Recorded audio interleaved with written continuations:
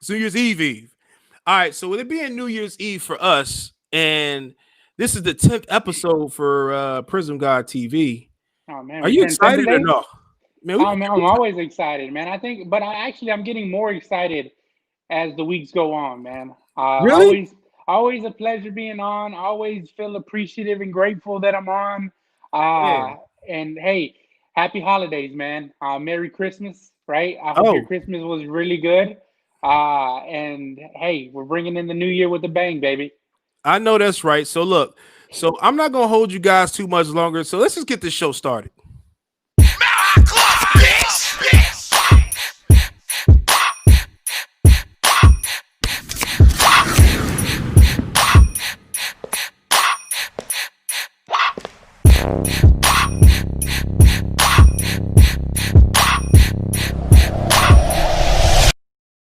What's up? What's up? What's up? It's your boy Prism God, and who are you? Who am I? Yeah, who are Kobe you? collector in the flesh, baby. Seriously, who are you? I'm some weirdo guy you just picked up. I just came through the screen. It's like Man, white look, noise. hey man, Hey, look, I'm have gonna say Happy New Year's Eve. How about that? hey, have you ever been on a phone call back in the day and like you're on the phone and you're like you can start hearing your neighbor on the phone? Yeah, I'm that guy. man, stop. Look, man, we got like I ain't gonna lie. Last week's episode was pretty cool, man. I really enjoyed doing a Christmas show with you. Like this is our 10th episode. Like we almost like we 10. I almost feel like we're getting old. We're like in cat years, man. We're 120. Well, I'm hoping every show, I feel like every show gets better and better. We bring in nice guests. We bring in, we try to educate people. I love when people get on, people hit me up in my inbox and they say, man, look, I appreciate what you do. I appreciate, the input you've put out there for me. So I feel like we bringing this guest on here is like a special treat, you know? Oh, definitely, definitely. Well, any guest that wants to come on with us is a treat. But it Yeah. just so happened that this guy is pretty big time. Yeah, I think so too. I mean, like this guy literally, um, I ain't gonna say he was the reason why I got back into the industry, but he's one of the reasons why I chose to get on a podcast. He's one of the reasons why I try to stay positive. He's one of the people that I kind of look up to in the industry when I'm like, and I hear motivational stuff and and I can relate to it because I've been that guy literally to start off from the bottom and work my way up. And because of people like him and the influence that a lot of people in this industry bring out, I love people like this guy. So I'm really just kind of like, I'm Who's excited. this guy? Who's this I'm guy? excited. Man, I Who's got this my guy? boy, man, I got big dog Nate in the building, man. Nathan Burns, man. This guy he owns Grand Slam out there in Tennessee, man. This guy is so positive. He does a lot for the for the hospital out there. He's going to talk to you a little bit more about it.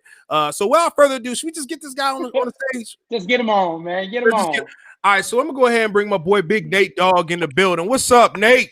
What's up, man? How are y'all? Oh, great. Man, we good. We good. I mean, it's New Year's Eve. We ain't got no drinks in our system yet, but we'll work on it tomorrow. Well, I don't know what kind of Eve, show man. this will turn into if we have them I drinks in feel our system. well. I had a couple before I got here, but I'm not gonna lie. But it's one of those. It's one of those things where you go on a date, you have with your wife, and you have a good time. So that's basically it. So I don't want to make it too much extra, but today's episode is really important to me. And it's really important to, I think, you guys. Actually, I believe Kobe Collector was the one that actually initially hit me up about talking about goals. And when he Yeah. said it, I was like, yeah, you're right. We should talk about goals. You're absolutely right. I mean, that's one of the things that, like, when I first met Kobe Collector, I said to him, I'm going to buy 100 Zions. I think that's what I said. I'm going to buy 100 Zions this year. And that was and I wish I would have bought 1,000 Zions at the time. But I It must felt say, like I'm you had happy. 1,000, man. Man, when you got 100 in your hand, you feel like you're a millionaire. You will be soon enough if you hold them. Zion's the man. Hey, that's right. That's right. So, without further, Nate, why don't you tell everybody who you are, tell them about your experience in the industry, and go from there. I'm Nate from Grand Slam Collectables. I opened my store in 2016. Opened the doors with about $4,000 in the bank, and ever since I've been off and running, man, just grinding every day. That's it, baby. Yeah, I love your quote, man. I love your quote that you always say, drag them. Drag them. What is that? Dragon. What Where's that is derived that? from? What does that mean? It was early on in 2017. Some dude kept buying high dollar flawless briefcases, and I was just like, man, this guy's dragging nuts. And it just like, obviously there's some things that take off when I say it, and there's some that don't. But that one, man, the people really liked it, so I just kept riding it. And man, we've been selling T-shirts. I'll be on vacation, man, and we'll see somebody, and they'll be like, not, I guess I shouldn't say that. Maybe like at the card shows, hey, drag them, and I was like, man, that's crazy. Hey, yeah. As soon as I posted you on, you were going to be on the show today, somebody said drag them. I was like, that's it. I got the right person on the show. Our customers are the best, man. They really are. That's so dope, man. Yeah, I really love, like I said, again, I love what you do. I mean, I praised you a little bit before the show started. And I'm always, like I said, I always tell Kobe Collector, I always like to give roses to the people while they're still alive. And again, I told you before the cameras, I'm going to tell you after the cameras, he literally was the first card show I went to when I first got back in the industry in 2017. I graded my cards at the, when Beckett came out. I drove to Nashville with Terry and Jeremy and Sappy at the time. I'd never graded cards before. And I graded them at the show. I had the best grades ever. I was so happy. I had so much fun. That's how they get you. First time. Yep. I think I had like 3 or 4 PSA 10s. BGS 10s. I was like, oh my gosh, this is easy. Never again. Free money. Never again. But I mean, if you want to, feel free to talk to people about like what you have going on right now. What led you what got you into the industry? I mean, what got me into the industry was I had an older brother. Mm-hmm. I was 7. I walked into a gas station, and there was 84 Fleer cello packs and one, and I got a Carl Yastrzemski out of it. I headed home. I got home, and my brother wanted that card real bad, and that's like the first. He's 12, and I mean, there's never been anything I had that he wanted, so it was just like, I mean, it was just like a spark, and then I started collecting cards, with them to a degree. And then about 6 months later, I'd say our parents took us to Nashville to EGAD's card shop. And I walked in, I was 8, man. And I walked in, and I was just like, I can still remember thinking, you can do this for a job? Like, I didn't know, like, I just was like, this is it. This is what I want to do. And like, so from that moment on, man, like, I mean, I got a lot of respect for EGAD, because literally walking into that store that night probably changed my life, because it put the seed in there that's what I wanted to do anyway. Wow. So when did you how old were you when you decided you wanted to pursue it full time? Well, I did it twice. Most people don't know this. And then again, it's all about, we were talking about the goals, but I made a run at this when I was a senior. Well, yeah, I was a senior in college. I was burnt out on school. I went to my dad. I'm like, hey, I want to pursue cards full time. And we're talking 2000. Yeah, probably 2000. And so he set me up a little bit with some help. I got off and running. I was going to the shows. I knew Kuntz. I knew these guys, back then. And I was doing decent. But my wife and I at the time, or my girlfriend at the time, when we ended up I did it for several years. But then we had twins. And, at that time, it's not like now. You had to work your ass off for like 30 grand or 35,000 and like 3,500, man. Yeah, because, like I mean, kids, money wasn't the same then. Yeah. So literally what happened was, I got to a point where I was like, look, I'm not making enough money doing this. So I literally went and sold cars, like vehicles, and then sold real estate for 15 years. And it took me that long to build up my money to make my run at the store. And I mean, that I always sold on eBay. I mean, there were pockets in there when I wasn't going to the big shows, but mainly I've been grinding from that time. That fire was almost put out. It just kind of simmered underneath. And then finally, those failures in the past are what part of the recipe for success. Is is how I it feel. always is. I He's trying those absolutely life agree. gems right now. Life gems. Hey, I love those life gems, man. You give out those points to everybody, man. That's what it because people are discouraged. We talked about it before the show started. If you're starting out in the industry, we talked about in the past, Kobe Collector with knowing your lane. If you want a Michael Jordan rookie card right now, you're gonna spend $200,000 what a PSA 10 sold for.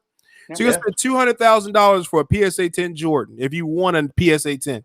So you have to work your way up to get to that level. It's one of those, unless you're a millionaire already, and most of us are not.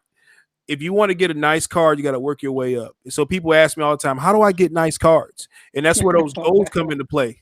We got to work our way up. Yeah. I still don't have any nice cards. That's the person who has the BGS 10 John Morant, right? The BGS 10 John Morant just sitting in their back pocket. Got you. Not nice cards, right? That guy? Yeah, exactly. No, hey man, I think it's amazing, man. And I know you alluded to, going to shows back in the day that it was, to make 3,500, to make 35,000. It's a lot different now. Now you go into a show, people are trying to make 350,000, 500,000. At the Dallas National, I was hanging out with Terry Doolin, and shout out to Terry Doolin again. I know Raphael shouted him out real quick. But we were sitting there having a conversation, and we remember back in the day when it was like, I need to go to this card show with $5,000. Let me see what I can scrounge up for $5,000 and go to this card show, and I might be able to buy enough cards to make a little bit of money. It was going to be a successful show. Now he's like, dude, if I walk into a card show without, $50,000, I'm not doing anything. Right? I remember when Adam Rowe used to walk around with $100,000 cash in his pocket, and he'd buy up the whole room's collection. Now there's 10, 20, 30 Adam Rowe's walking around, and he's not the one that's just throwing money around. No discredit to him. It's just there's so many people in the hobby today that are just throwing mad money around that, everything's fair game now. Yeah, these people, if they're discouraged, man, what I would tell them is some of us before them, we didn't have this opportunity. Like there was, I get chills just saying this. There was zero chance I was going into a card show and making $100,000. Mm-hmm. There was no chance. I tell you, when they released us from this COVID and we're released into the friends that I have that walk into local card shows, and they'll make six figures, man. Somebody will come walking in with their Jordans and Kobe's and LeBron 5 years ago with 5-year gold prices, and they're going to walk. I'm sure of it. And it's like, man, they don't have to go through this process of it taking 10, 15 years. There's kids that can get to that Jordan you're talking about relatively quickly. Absolutely. They just have that work ethic, man. Stop. When you the whole staying in your lane, it's so, I don't care whether you're in the top in this industry or at the bottom, man. Everybody, a lot of people that I talk, they're worried about everybody else. They need to worry about their business, not, that's it. The other guy's business. That's it. There's them life gems again, man. Hey. But see, a lot of people don't understand that you can take stuff that you learn outside of this hobby, right? Outside of this industry. I'm not even going to call it a hobby anymore because we all make a decent living off of this industry, right? So off of this employment, off of this gainful employment that we have, there's so many things that you can take outside of it into this and be successful, right? Like you just said, knowing yourself, mind your own business, and don't try to keep up with the Joneses. Because if you try to keep up with the Joneses, you're always going to be behind, no matter what, no matter how much money you have. So it all comes back to that. Yeah, I think you guys are making excellent points. The nation's actually speaking right now, Nate, man. Big Nate and all this. The nation's in the house. Hey, that's in the house, baby. That's how we roll. See, man. I see the nation's here representing, basically saying, man, the same thing. Drag them. Somebody say you need to copyright that thing, man. Drag them. There you go. I love it, man. I love it. Every time I hear it, I'm like, I get excited, man. But the wife, when I'm watching your show, the wife, she's like, can you turn that off? I don't blame her. I understand. I'm like, man, I'm just having fun. This is fun to me. Like, I enjoy, because the hobby is so expensive nowadays. I get a cheap thrill watching people open up wax. I'm that guy, that would watch somebody open up a case of cards and just see what somebody hit. He's a window shopper. Hey man, look, I'm hey, that's a part of knowing your lane, right? When I first got into the industry, I opened up a lot of wax when it was $5,000 for a case at Prism, right? Now that it's $12,000 or $15,000 or $20,000 for a case of Prism, my whole game plan changes a little bit.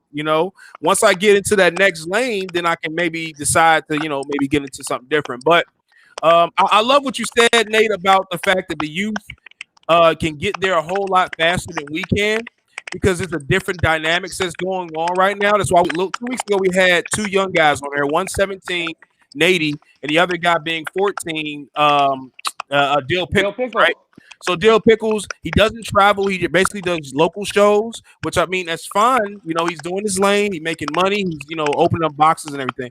But there was another guy who pulled the one-of-one fast break one-on-one Zion that just sold for $110,000. He pulled it out of the box and actually, and I'm pretty sure you probably seen that YouTube video. What did it say? Hey Mario, I think it's one of the famous quotes he says while he pulling the one-on-one Zion. Because he pulled this $40,000-$50,000 card, he's real nonchalant about it. So it's like real crazy. For us, we're like, what the heck? So with the Hey Mario kid, he's already up $40,000-$50,000 just off of pure luck, right? Or a blessing, whatever you may want to call it for the religious people that's out there, right? And then he turned around and pulled an NT Zion, off a mini break. So now his kid is $100,000 into the hobby right now, and he's freaking 14 years old. It's crazy. Woo! Making more money than mama and dad. I'm telling you. So when things like that are going on right now, and you're playing your lane, I'm thankful that we do have the breakers. I know a lot of people are not really big on breaking, but I love it from an aspect of the average consumer can get in. The average consumer can get in. You may not like the results every single time, but when you hit good and it's big, and usually most of the time, most people are happy. Yeah. You change your life right now, man. It's not like when I first opened, man. It's now you open a box of cards and you could change your life. You could, really hit a lick. Yeah, so I was gonna say, Joe Carter said Nate Dogg has inspired me all the way from Hawaii. It was the best trip ever to meet this man. Much respect to Nate and all he does for the community. It's much more than cards. Much respect, nation. And I totally agree with what he's saying. I mean, I love what you do, Nate, man. Everything that you do, I respect it, and I would love to be a part of it. I think that's I'll say that right now. One of my goals for next year is to be more involved in the card industry and to be able to do more. So that's one of the things I would love to work on for next year. What made you start getting into it, Nate? The goals or the goals? Well, you're getting no, not necessarily breaking. What you got? What made you get more involved in helping the community? I know you do some things. Correct. Right. No, I mean, my dad took me to St. Jude Hospital when I was 22,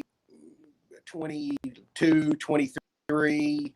I got to take this tour of St. Jude Hospital. It's always something that was near and dear to my dad's heart. So he just kind of instilled that in me.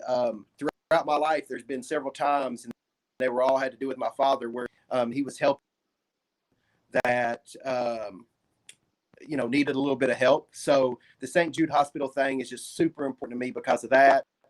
Pat Tillman Foundation, because I think Pat Tillman, I try to say that everybody's equal, that we all put our pants on the same way. Like, just because somebody lives in a big house, I don't care. I don't care if you drive a Mercedes or if you don't drive at all. It doesn't interest me. But Pat Tillman is one of the few people that I honestly believe was a better human being than I am, and the average person. And so I try to, make up for some of the things. Since he's not around, I think some of us need to pick up the slack, try to shine some light, try to give some money to his foundation so they can help soldiers. So, I mean, it's just really important to me, man. I've never seen a hearse full of U-Haul, man. I've never seen it. So, You know, Right. we're not going to take it with us. I think it's important to give back when God's if you're a steward for some of the things God gives you, you need to spread that around to people who need it. Wow, Absolutely. that's amazing, man. That's That's absolutely. amazing, And man. That's deep. I know every time, what's crazy is that's another reason why I love watching your show, right? It's because it's not just you breaking or opening up cards. I feel like you talk about real life in the middle of what's going on.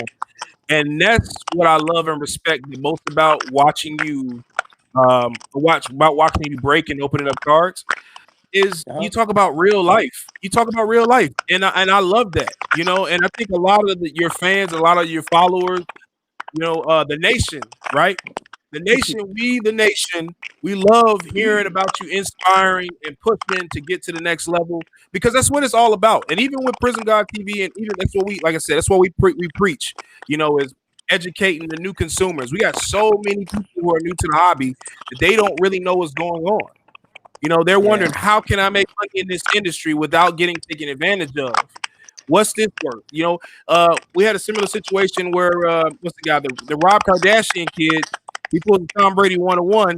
TMZ says it's a $2 million card or whatever they said it was. And I'm like Yeah. thinking to myself, like, you and I both 120,000. know, yeah, you and I both know it's like, yeah, they're way off.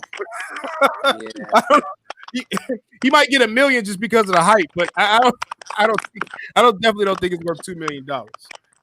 But looks like we No, got a it definitely timer wasn't. issue. We getting some type of feedback or whatnot. I'm not sure who it is. Yeah. What let do you me want me to see. do? Like my phone is, I put it on Wi-Fi. I don't see any reason mine would be doing it. If you want to, you can maybe you could, if you have a laptop or computer or well, I mean, if Yeah. you're fine, you're fine. I'm not That's your fine. connection's pulling up. I think your connection's pulling up fine. It's showing me your green, so I think you should be okay.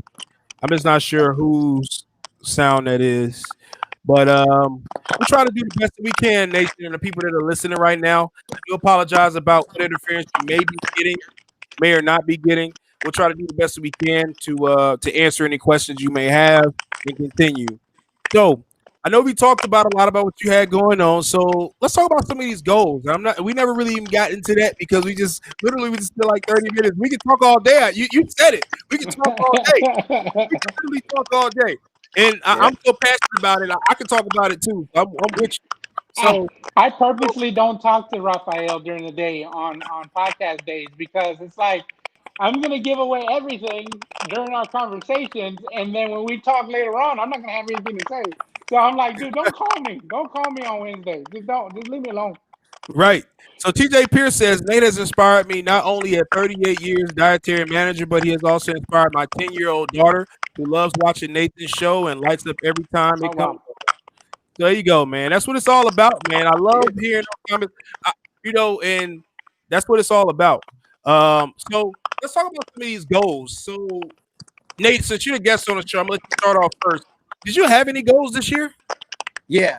We had goals this year. Um, Now it's easy to set them, and because it's been several years, and at first it was tough, and I'll talk about that for a second. But this year, 2020, we had several goals. I wanted to change a couple of employees' lives in my store. I wanted to raise some money for St. Jude Hospital, and we wanted to sell $10 million in sports cards in 2020. Oh wow. Yeah, that was the deal. We got them all done. I mean, 10 million. What happened was in 2017, I came down to my office or store on Christmas Eve, and man, I was so nervous because I believe when you set goals, there's some people who just talk and carry on, and it's hollow. It's not like this is what you have to do if you want to set goals. I think you need to set a goal that's somewhat unrealistic because even if you come up a little bit short, you've done a lot more than you would have you not set the goal. But if you do reach that goal, it makes you feel like $1 million. Like, hey man, because this isn't a race against everybody else on the track. It's really you're trying to be the best version of yourself. So you build this confidence in yourself that you can do this. And what I did was I went down to my store. I was scared to death because at that time, other than my family and friends, the nation is the most important thing to me at that time. And they still are, of course, but you know what I'm saying. I said, if I'm going to set a goal, you have to be accountable to someone. You can't just say a goal. You have to write it down. No, I mean, you got to do several things. But what's most important that worked for me was being accountable to people that I care about. And that was the nation. So I literally got live on Christmas Eve and said, I'm going to sell $1 million in baseball cards. And that was Christmas 2017. I had people yucking it up. I had people telling me I was crazy, whatever, yada, yada, yada. We literally, in 2018, we had it done by March 15th. It was done. So, so then it was like, hey, man, the goals are just, I feel like they're invaluable. You got to set them. If you're going to be in small business or in this industry or any industry, you know, I really feel like that's the game plan. That worked for me. You don't want to set a goal that's super easy, man. You want to set something that if you reach it, you know, it's like eating your spinach, man, with Popeye. Mm-hmm. I can definitely attest to that. Many of the people that follow me on I think it's go ahead. Yeah, I think pretty similar to Nate. I think but I also think that you can have plateaus of goals. And I think that you have to set attainable goals, and then you also have to set goals that may be unattainable at foresight, right? So if you reach that unattainable goal, the one at the end of the rainbow, then you probably have a great year, right? As opposed to a good year, because good years are still good, but great years are great, you know, of course. And so, like for me, 2021 is where you know I'm hoping to get my biggest goal, right? Is to maybe get into the hobby and do this full time, right? Get rid of my 9 to 5 and make this my 9 to 5. And so for me, it's one of those things where for 2020, I made a goal to make you know $100,000 in a calendar year. Now, if PSA ever gives me back my orders, I might get there. But I'm in the graveyard just like everyone else. But you know that residual income is going to be there. But for 2021, with all the revenue streams that I have coming in and that I've created for myself, thanks in part to you know Prism God TV and you know Prism God and Raphael, or I'm going to call them all three. I've been able to make myself and set myself up for with a solid foundation to move forward into the future. So 2021, again, it's for me, my biggest goal is to take my grading submission stuff to the next level. Customer service first and foremost, and you know, is the biggest goal that I hope to raise. And Prism God TV, of course. Yes, yes. You know, I definitely understand. I'm kind of like Jaron here, so I see what Jaron has to say. I kind of go back and forth between what everybody's saying online. So Jaron Kennedy actually says 2020 has been literally the worst year of my life, between losing people close to me, battling a rocky relationship, financial hardships, and the list goes on. The live shows really helped the stress. We really appreciate you. You know, we really appreciate that comment. And I'm gonna say 2020 for a lot of people was a really bad year for them, right? And for some people, it was a really, really good year. So because I'm going to acknowledge the fact that I know some people out there probably may have had a really bad year. You know, I'm going to be respectful of you by saying that I don't know. I just think my goals this year personally were I'm okay. Give me 1 second. Am I fine now, guys? Am I frozen? Not to me. Okay, I just wanted to make sure. Mark said I was frozen. All right, You're here now. You're good now. Okay, you're good now. Okay, cool. Okay, sorry. So this year, I don't know. It's kind of a weird year for me. In October last year, I decided to do this full time. 2017, I got back into the industry. 2018, like during Luka Doncic year, I took a break. And then this year in October, the only goal I really had for myself was to get 100 Zions. That was it. And after I got 175. So And I really didn't realize how easy it would be to get that because I've never really had that as a goal. And me and my wife, we talked about buying them at 100, buying them at $30, $30 to $40, and selling them for 250. And I never thought that Zion would reach $700 to $800.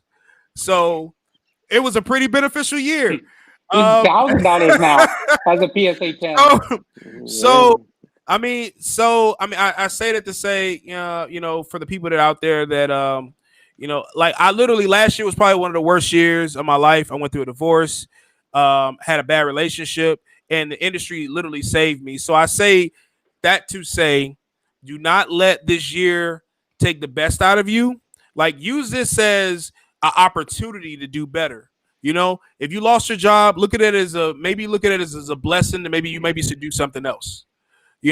I had a whole business that I started myself, and I bootstrapped the whole business. I literally paid every dime, every penny, and I lost money.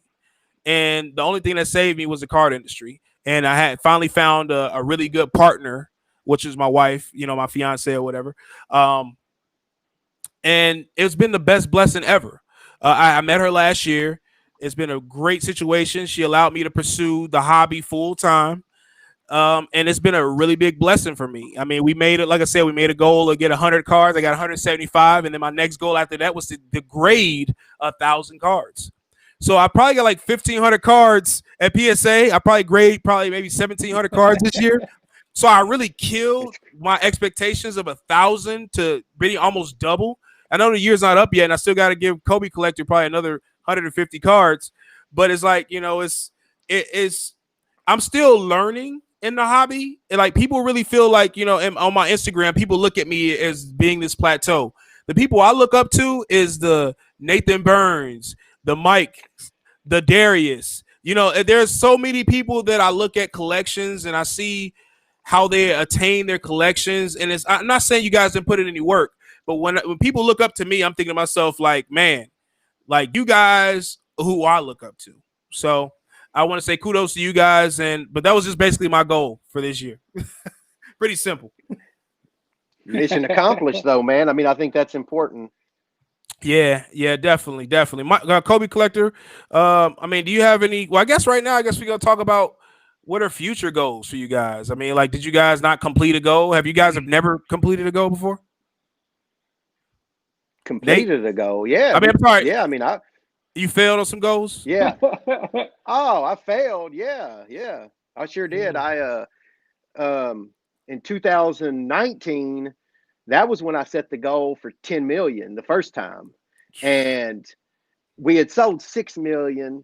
And I thought, well, if I set a goal of 10 million, if I sell 6 million, I'm gonna be thrilled. So let's just set 10 million. Well, what happens is if you do that and you say it and you're accountable to people you care about, your brain will start thinking 10, not 6. Well, we ended up doing 8.2 million, and I was like, it bothered me for an entire year, man. Like people would say, hey man, good job, I've seen you. And man, it really isn't about anybody else. It doesn't matter what someone else thinks about you. True. It's, to me, I felt like at first when I set the goal, I thought it was impossible, but along the journey, I really felt like, man, if you'd have given 18% more, you'd have got it, man. You let you down. So for an entire year, man, it ate at me. You can ask any of my friends and family in the real world, and I was not happy with 8 point whatever million. And so this year, but I learned I had to work less this year than I did in 19. And it was because, man, we take these experiences with us. Failure, I get more from negative emotions. Like when you say to me, man, I look up to you, you do good. That makes me soft. Like I like it when somebody's talking about me behind my back. It's the negative. I need the negative emotions to move me. And it's like just how I am, man. So when we're I all built reach different. a goal, Yeah. Big Rook in the chat. But no, I could definitely understand that. It's one of the things when I was growing up, I felt the same way. I strived off of negativity. I love when people, I used to tell my girl, don't gas me up. I love driving on E. Don't gas me up. That might be the T-shirt. Man, fill me Don't up. take that one. See, fill me up. No, I'd rather I be don't like filled it. up all the No, way. I don't want to be filled up. Hey, Yeah.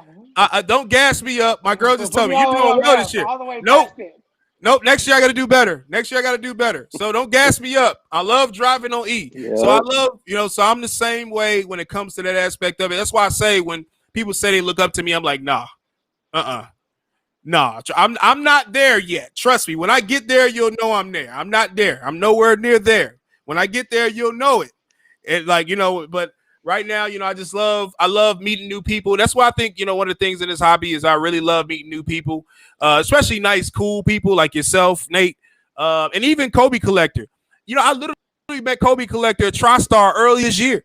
I keep saying that every episode. Like, you think we best friends growing up. I talk to this man every day since I met him at TriStar. It's crazy. That's awesome. That's Yep. really awesome. Yeah, so Yeah. and we And shared we it. talked about goals, right? And I don't think he Yep. talked to me. Yeah, I don't think he talked to me today if them goals that we talked about when we met each other back in February in TriStar, if we weren't making strides to get better and to grow, right? Yeah. What do they say? You want to soar with eagles? Don't hang out with chickens. So if I was a chicken, he wouldn't be hanging out with me, man. Man. Hey, True. and Yeah. it's one of those, it's really good. Like you talk about it earlier. You didn't really say the name of it, Nate, but it's basically as accountability partner.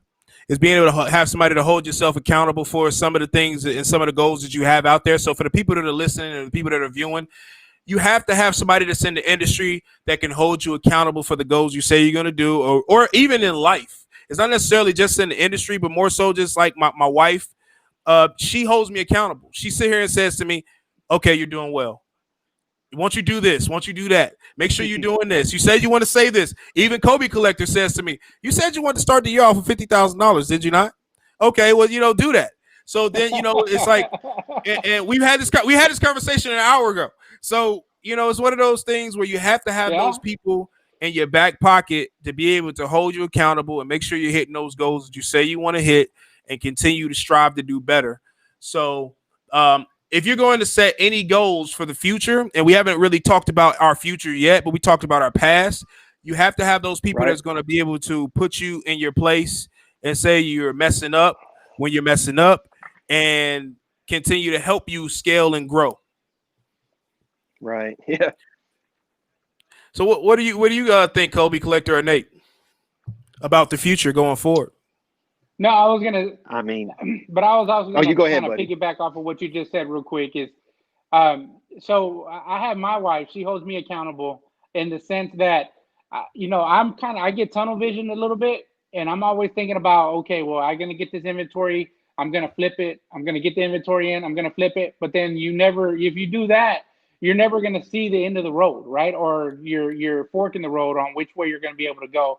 And she always tells me, well, look, get to that point where you need to get to, but then have something to show for it. Because if you're always doing rolling that ball down the street and you're never picking it up to do anything with it, you're going to get burnt out really quick. And if you look outside or you look behind you and you see this house or you see this car or you see something that it's you can touch it, right? Rather than it be floating in the air. She just says, hey, every now and then do something nice for yourself, right? Because all you do every day is work hard. You stay up late. You spending time away from me. Have something to show for it, right? So she holds me accountable to that extent where it's like you work real hard. You should be able to do something nice for yourself every now and then. That's true. That's true. Well, what do you ever do nice for yourself, Nate, when you hit your goals? What do I? You ever reward yourself? I buy yeah, man. I buy Kobe cards. I buy Kobe cards, man. That's my guilty pleasure. I'm a Kobe maniac, man. When it comes to Kobe, I just, his playing. I wasn't even a Lakers fan when he and AI mixed it up. In the finals, I was rooting for AI, man. But when he retired and I started seeing him trying to reach back and pull others up and try to get them to reach their full potential. Yeah. And, I saw somebody once, in an interview ask Kobe, why don't you sell this motivation to people? Why don't you do that? And Kobe's like, well, all I would tell people is to be the best version of themselves. Why would I charge someone for that? And I was like, man, this guy, all he wants is for other people to feel like he feels about himself. Like Yep. he doesn't, like even when he set it down and, he really wasn't worried about MJ anymore at the end. If you really go back, he's like, man, I really did do the best I could with the hand I was He dealt. left it on the And floor. it's like, man, it's such, I just admire that a great deal, man. So it's like, I gravitate towards people like that are like trying to help others up instead of trying to kick them down and, tell them all, just, man, it was just genuine. That's how I felt. I grew at the same, like we were the same age, like he was a dumb kid. I was a dumb kid. He grew, I grew, Right. through his career. And it's like, hey man, I'm a Kobe maniac. So that's what I do with my money. Well, you know what? That's interesting because I remember, Kobe Collector was a super Kobe collector, and when did I don't think I've ever asked you this question. What made you fall in love with Kobe? What made you become Kobe Collector? See, I'm going backwards now because I've never asked Kobe Collector this question, but because I have a super Kobe fan on here and another original super, because Kobe Collector actually made Beckett for what was it, the crazy Super collector. super collector. He had a I was a crazy super collector. for Kobe. He had That's some awesome. nut stuff, man. Like he had some of the stuff. He might have some of the stuff you own now.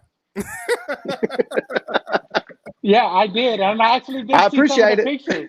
I saw some of the pictures, and I was like, hey, Raw, you see that car right there? Look, I had it. Right? You see that car right there? I had it. Right? And you see some big cars going up for auction on Golden Auctions. I'm like, dude, I just pissed that one away. Like when I sold my whole collection in 2007.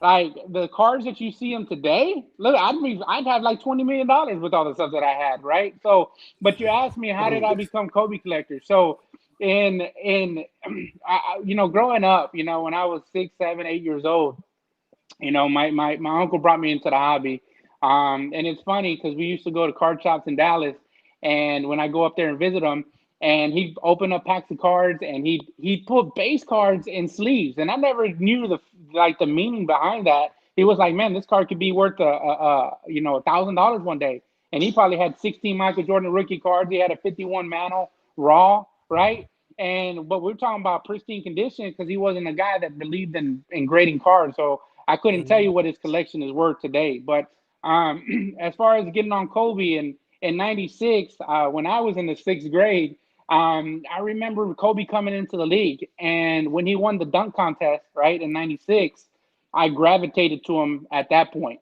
And it wasn't until we were trading cards in science in 6th grade, and he told me I couldn't have his upper deck Kobe Bryant card, man. And so every like to this day, every time I see that 138 upper deck card, man, I kind of cringe a little bit because it's that one love that brought me into it and kept me going from there That's on, right? crazy. So it took off. And then That's when Vince crazy. Carter came into the industry, when Vince Carter came in, me and my brother, we would battle from that point on to see who could have the best collection. And he actually had he stood in there toe to toe with me for a while with his Vince Carter collection. Wow. That's crazy. All right, so Stephen McKenzie made an interesting point here, and it says buy cars for employee 3 times. I felt like I know what that means because I feel like I saw some pictures online. So I feel like Nate should be able to elaborate. I know he kind of threw a gem out here. He said he wanted to help somebody at your shop. Can you elaborate on what happened here? And I mean, I know you may not want to talk too much about it, but if you can give me a clue about what Stephen McKenzie is talking about, I like to. I think the listener would love to know. Man, they earned vehicles. Those 2 guys that got cars this year. I didn't give them anything, and I'm not saying that to sound like a politician or something. I'm saying it because it's the truth. These guys, people just like you guys doing this show, people hop on and they think you and him just hop on, put a headset on, and go. Y'all are talking throughout the week. You're coming up with ideas. You're trying to get somebody on that's entertaining. There's a lot to it. And these guys, man, I got guys that would go into a dark alley and rumble, and they earned it, man. So, I mean, it gives me so much joy to be able I want to be the type of employer that I always wanted when I was an employee. Hey, and that's it. Be appreciative, like say, hey, you earned this, and I'm not going to keep it from you. What am I going to do with it? Like, if we're Mhm. going to help St. Jude Hospital, Pat Tillman Foundation, Wounded War, why am I not going to help the people, the flesh and blood that are right here in the Surrounded. you know, Yeah. in the foxhole with me? Yeah, Yeah, he that's earned it, it, man. man. They both earned it. Hey, they was with you shooting in the gym. They was with you shooting in the gym, man. That's that Kobe quote. They was with you shooting in the Yep. gym, man. So yeah, that's much love to those guys, man. I know it takes a special crew to be around you. I've been around those guys. I've been to your shop a couple different times. I love the atmosphere. I love what you do, what you bring to the table. So without further ado, I know we want to continue talking. We've been kind of trying to stay focused on talking about what's going on in the industry and talking about the past. But I think right now we should probably focus on the future. I know we got 2021. I love to hear you guys. I love to hear you, Nate, talk about what are your future goals may be, and then Kobe Collector after that, and then I'll go up last. All right. Pretty much the goals this year are pretty simple, and they're not goals that are going to be accomplished in 1 year. I'm going to do the store and my life a little bit different as far as the monetary dollar amounts. I'm not as worried about that. But the two goals for me are, one, I want to own a horse that runs in the Kentucky Derby. I don't care if I'm 80. I don't care if I'm 45. Oh wow. I'm going to make that happen. If that means I got to sell every Kobe I own, it doesn't matter. Like, I'm going to make that happen. And I hope somebody pulls this up 5 or 10 years from now. I was like, man, that little dude said he was going to do that and did it. And we're going to call it Run Tell. We already got a name for it. We're going to call it Run Tell That. And then the other goal is, this is something that's important to me, and this is something that people will snicker at, and I don't blame them. I understand. Man, I'll come see in our you. Industry. If you, I'll come see you. I'm telling you, we're gonna win it. We're at least gonna run in it, but we're gonna try to win it. But there you go. The other one is something that's going to take decades, but I feel like in this industry, there's 3 titans in this industry, and they're all out on an island. You know, you've got Steel City, David Adams, and Blowout. That, as far as I'm concerned, if everybody's being honest with themselves, I'm not talking about the car show scene. I'm talking about the retail online scene, and they're so far ahead of everybody else. 1 second before you continue, Nate, for the people that are listening right now, can you tell people what those 3 different people that you mentioned are? Steel City, Blowout.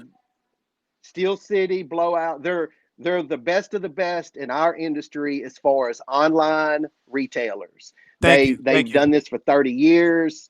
They know who they're the best of the best, and there's nobody really close unless they're lying. I mean, they're just not. So the way I feel about it is they're all out. Those 3 are on an island, and all the rest of us. And I'm not referring to people doing card shows, like hustling and grind. I'm talking about people that are actually trying to do online retail sales with hobby boxes. And I feel like the rest of us are on the beach, and they're so far out that nobody's even really willing to take the swim because they just don't know what's going to happen. And maybe it's somebody told me when I told them that, they said, hey man, that's a war that can't be won. Or they said, that's a fight that can't be won. And I said, when does a fight necessarily have to be won to be worth fighting? So, I mean, like, that's my goal. I want to swim to that island, and I want to get there. And it's not going to be a table of 3. It's going to be a table of 4. And it's not because I don't need money. Money doesn't motivate me. But what does motivate me is impacting other people's lives. And God didn't give me the gift of shooting a basketball or running a touchdown. He gave me this. And I have to use my God-given abilities to maximize what I can do to help other people. And I think that's it. And if I'm wrong, I'm wrong. If I drowned on the way out there, hey man, this has been a wonderful ride. Can I do it? I don't know, but we're going to find out. Yeah, I don't think you drowned though, man. It's the law of attraction and energy, and you have the excellent energy and you have a gift. And I think that because of that, you're going to be blessed because of it. I don't think you drowned. I think you have the support of the nation and the support of the hobby. Like I said, first time I met you, when I went to your car shop 2017, I knew you were like, I don't consider, like, I've been to a couple of different card shops. I love being in your atmosphere, your card shop. I love what you do and what you bring to the table. Again, like I said, you're one of the guys that I look up to. So because of that, like, I think you're gonna be fine, man. I think you're gonna be fine, and definitely you'll have my support and whatever you need from me. Appreciate it. Yeah, anytime. That's amazing, man. Yeah, very much so. Let's see. So, did you fit it? Basically, is that all your goals for 2021? For me, Yeah. yeah, I mean, literally, I don't eh, like. I told my girlfriend this week, I was like, for the first time in my life, like I'm just happy. I'm content with what Yeah. I've done. I don't have to prove anything to anybody. Like if I never sell another baseball card again, I had my moment, and that's okay. I didn't get into this. I got into this, as you know, man. When you went to my store the first time, I was just trying to do what I loved and eke out a living. And I mean, are you kidding me? I get to do whatever I want now, and it's like I don't need anything else. If something happens, I'm okay with that. But those are really the only two things left that I really and truly have a goal to do. The other every other thing we've accomplished, and I don't want that to come off as arrogant. I didn't have crazy goals. No, It's you just didn't. I'm proud of what we've accomplished. Yeah, Mhm. like I'm content. I'm happy. I mean, I think that's the goal of myself, and I'm pretty sure that's probably the goal of Kobe Collector as well. One day to get there. Maybe that's not a 2021 goal, but I see myself there within the next 5 years. And I think that with me being still relatively new into the industry, I was in the card industry when I was in high school, but being back into the industry 3 years ago, taking a break for a minute, trying to figure out if I wanted to really do it. I saw there was opportunity to make money in this industry, and then I decided to go ahead and pursue it full time last year. I love hearing what you say uh, with having that fulfillment after you've achieved, your goals in the past of hitting the numbers you want to hit in the previous years and getting to that point. Because I say that to say the people that are listening, the people that are on the stream that are watching, they're trying to figure out, can I do this full time? And people hit me up in my inbox, and I'm sure they hit you up in your inbox and Kobe Collector's inbox, and they say, do you do this full time? Well, I'm sure they know you do it full time, Nate. But do I do this full time? Does Kobe Collector do this full time? And how do you make money? Do you make a good living? And honestly, I tell people exactly how you feel. And I'm not where you are, Nate, but I'm happy. I'm content within the situation right now. Does that make sense? Like, I'm not a millionaire, right? But I strive to get there one Soon. day. Coming Hey, soon. hey, look, I strive to get there one day. So I'll continue to hit the goals and the plateaus that I want to get to so that one day I can get to that level where you are. But I'm comfortable enough to be able to leave when I want, travel when I want, and do things that I want to do in life as of right now until I get to that next level that you are in and pursuing something else. So blessed to you, man. Blessings to you, man, for real. So we always talk I about appreciate it. that lovely February, right, when we met, right?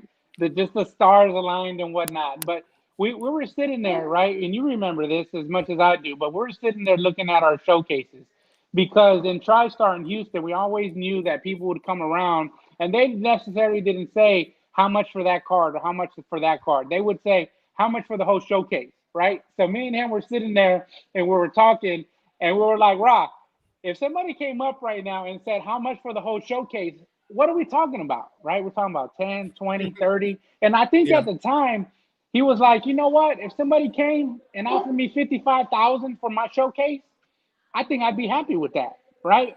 Now look at where you're at, man. So kudos to you and how far you Yeah, done thank you. come. You're probably to Thank a you. 500,000 now, right? From Uh, that 55,000.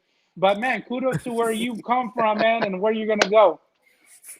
Man, no comment. I'm gonna say I appreciate everything you're saying, and I appreciate the blessings on that. But um, and that's why I say, like, out of respect for the people who had a hard year this year, look at it as an area opportunity to do something else. Like, I lost my job. Man, I can't remember how long ago. Let's say 4 or 5 years ago, I lost my job. I didn't know what I was going to do. I didn't know where I was going to be at. I didn't know that, I had a love for the card industry. My friend for a long time in 2012, he told me to buy Giannis. If I would have listened to him, I'd have been a millionaire already. So he told me to buy Giannis base cards. He said, just buy Giannis base cards. They're like $1, $2 a piece. Just buy them. And if I would have did that, hindsight, I would have been a millionaire just off that idea alone, but I didn't listen. So a couple years later, I started saying, okay, he's doing well in the industry. Let me start listening to what he has to say. So I started to pay attention to the industry, and through my bad through where I was in a relationship, it put me in a position where I had no choice I had to find happiness for myself. And thank God the card industry was one of those things that did it for me. And it was a part of it was engulfing myself in learning what was going on in the industry, engulfing myself in eBay, engulfing myself in relationships with people who are in the industry who are striving to do better. And so people like Kobe Collector, you yourself, Nate, you guys all, you guys inspire me, and I love the relationships that I continue to build with each and every one of you guys. Kobe Collector, did you say your goal for next year? Yeah, well, it was more of a 2022, but my real goal and for 2021 is going to be to take the hobby and what the hobby brings to me and buy a vehicle with it. So I have something tangible. So I'll be posting that up hopefully around May of this year or this upcoming year of the new vehicle that I buy solely because of hobby and what it's brought to me. You talking about a physical vehicle? Piggyback off. Yeah, physical vehicle, one that you drive. You want right? a car? Not a Hot Wheels. Yeah, I'm gonna buy a car with cars, with basketball cards. Right? Why I didn't? That was kind of that was my goal. I did that goal. That's a good goal. I like that goal. But I was I thought you were talking about something else. I know you kept mentioning. Great goal. No. I know you talked about the hardships that people have felt, and there's a lot of people out there that have experienced those same hardships. I think a lot of the life lessons we talk about life lessons and things that bring us to where we are today. I've been laid off twice in my professional career. One in 2008 during the recession, and then again in 2013. But what each of those two things taught me is to appreciate the good times, because bad times are going to come.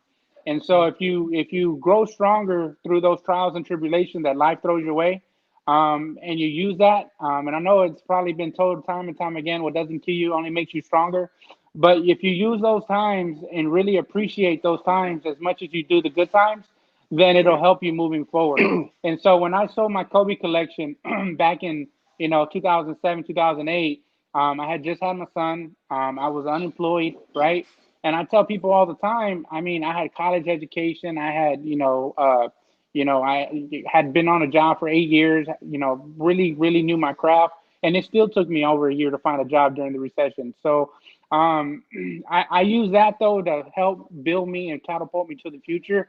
And I tell everybody, don't be selfish enough to ever feel like you're the only one going through bad. If you're the only one that's happening to you, because we all walk that life and we all walk, in those shoes. And you never know what the next person is going through. So just appreciate the good with the bad, because the bad is going to help you with the good. So, I mean, just a little gem to throw out there for everybody. You can't appreciate the sun without the rain. But I really do appreciate everything that you guys have said today.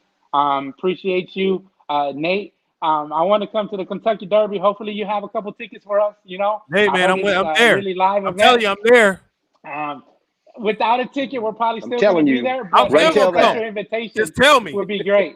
Hey, tag me. I'm there. I don't mind driving to Louisville, Kentucky. Let's go. All right. So, Anthony, give me a go few ahead. years, man. I was going to say, give me a few years, man. I got big plans. All right, I'm with it. So Anthony Hockey 1014 says, "Hey Nate, just want to say thanks, man, for helping me grow. When you hooked me up with a $1,000 box and boxes, made my year, man, and changed me. You inspired me to open up a card shop one day. I really appreciate you, man." And he's not the only one that said that. I'm sorry, guys, I didn't get a chance to post. You literally have at least 20 of the exact same thing going on, so that's always a great thing. And I'm glad that I really reached out to you earlier this week to try to get you on next week's show, which ended up being today's show. So people don't even know that. Nate hit me up today early this morning, was like, man, I'm down for the show, but I really like to talk about goals. And I was just like, okay, well, you own goals then. I mean, at the end of the day, if Nate wants it, man, I got you. And I'm going to hold him accountable, man. I'm going to come see that horse run. I'm going to put a couple dollars on it too, man. So you better not lose my money. Man, it's so it's gonna dope, be a man. beautiful horse. Hey, man, I love when you post pictures. I'd love to see. I can't wait to see what you continue to bring to the table, Nate, man, to be honest with you. I remember when I first came to your shop, it was the first shop in the corner. I don't know how long you were at that shop because it was the first time I came. And then the second time was when you moved over to the one over to in the middle, closer towards I think the Dollar Tree or whatever it is.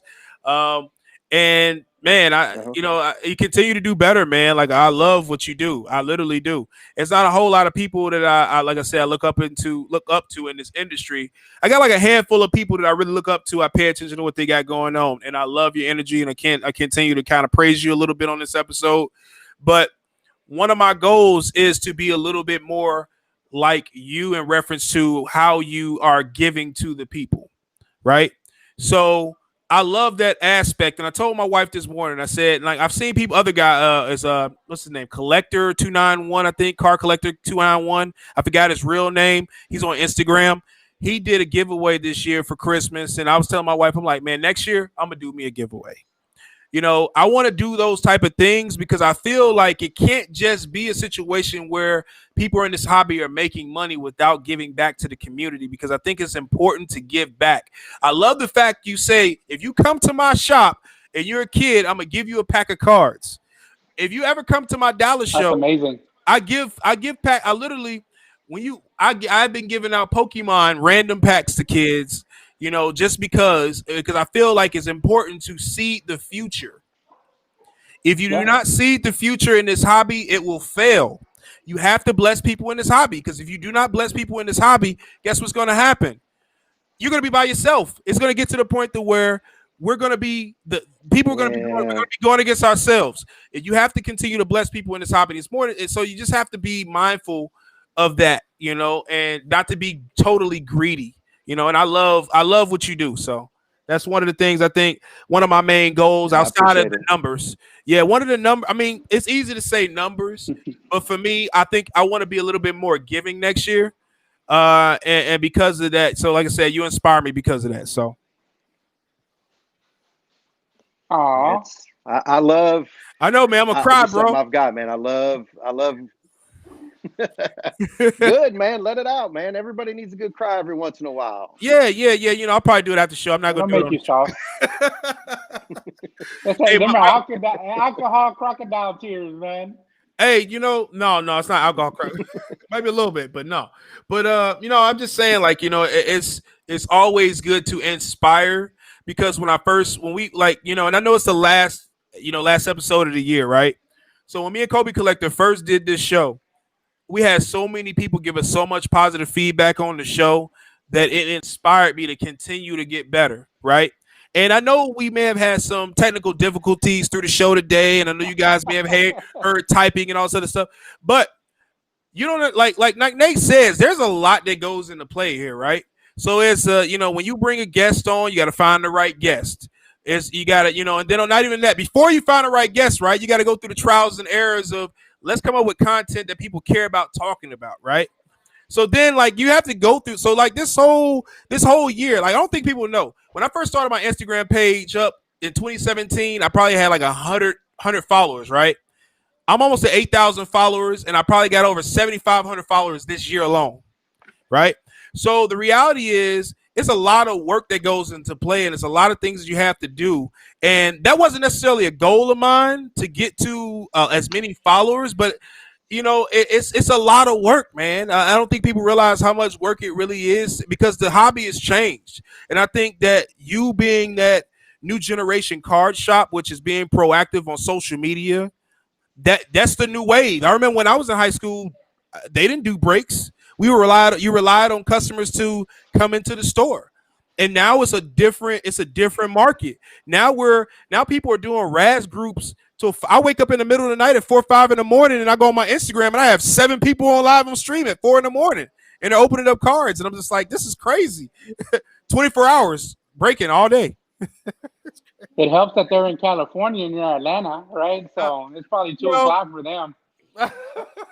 I don't know, man. I just love the hobby right now. I love the energy that everybody's putting out there. And I just, you know, I hope that, you know, you guys take heed to what we're saying. And if you guys watch the previous episodes, there's a lot of jewels that we drop in every episode, because again, we try to educate everybody that's on the show. If you're new to the hobby, if you have any questions or concern, you can always hit my DM anytime. I'm always open to answer any questions you guys may have. Did you guys have anything else you guys wanted to say? Happy New Year, everybody. That's Yeah, what I mean, wanna I guess tell I want to everybody. say, if there's anybody out there watching, man, and they feel a little overwhelmed because they're seeing, the end of what something that took 20, 30 years, don't be discouraged. The main thing is to look at that staircase and don't look all the way at the top, man. Just look at that first step and then just take that first step. Everybody on this feed has been there.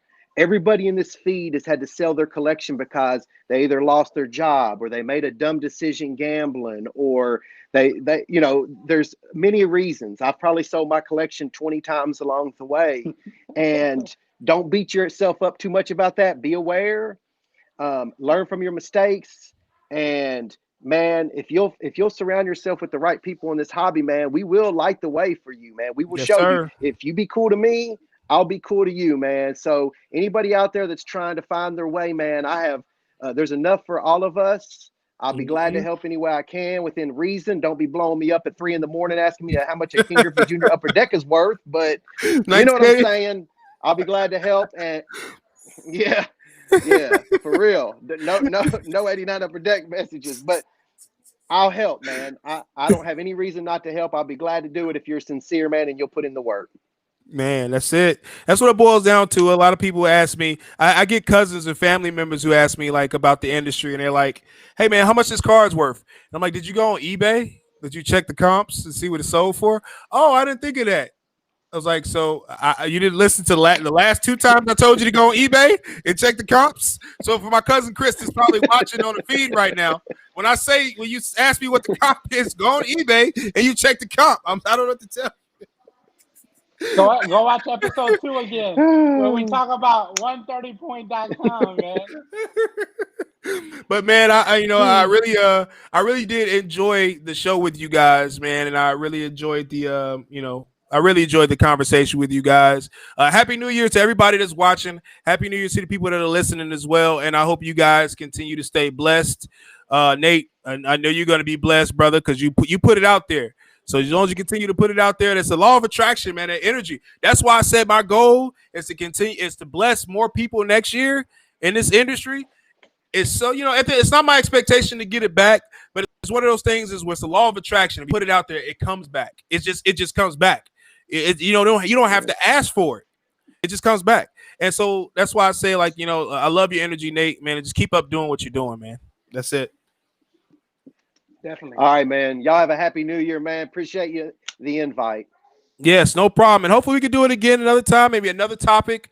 I'd love to have you on in the future, man. Like I love repeat guests. We haven't had any repeat guests yet, but I definitely would love to have you on. I try to bring on people I feel like can bring an impact to the channel and bring a lot of insight on the hobby. And I definitely think you're that guy. Maybe we'll bring you on when you're talking about that horse. You get that horse, you can talk about that horse on the show. I'm telling you, just wait and see, baby. Wait and see. Run tell that, man. Run tell that. All right, run tell it. All right. By the way, the Atlanta Hawks are beating the Brooklyn Nets. By the way, 97-94. Trae Young has 20 points and 9 assists, just so you know. I had to Get put out it of out here, there. man. That's my cue to go. Happy New Year, everybody. Bye. Happy New Year, everybody, man. We appreciate you joining us. All right, see y'all, man.